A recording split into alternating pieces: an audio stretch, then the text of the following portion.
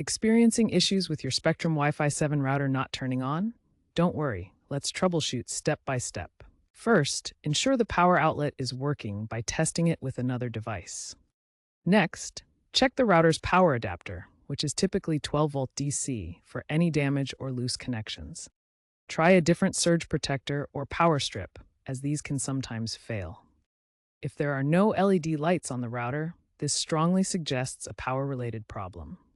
Unplug the router for at least 30 seconds, then plug it back in. This is called a power cycle. Check the power cable connected to the back of the router and the power outlet to make sure they are securely connected. If the problem persists, especially after a power outage, there may be a hardware defect within the power supply, which is a known issue in early Wi-Fi 7 models like the AX7800. If issues persist and you see overheating or electrical faults, contact Spectrum support.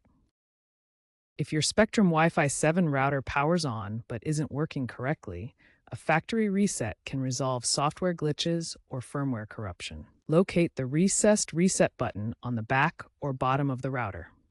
Using a paperclip, press and hold the reset button for 10 to 15 seconds until the lights on the router begin to flash. Release the button and wait 2 to 5 minutes for the router to reboot.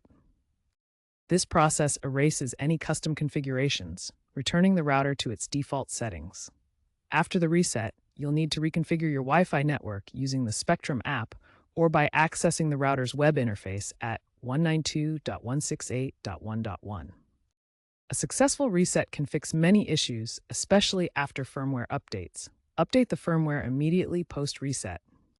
If the reset doesn't resolve the issue or the problem returns frequently, consider contacting Spectrum support for assistance, as it may indicate a more serious hardware problem.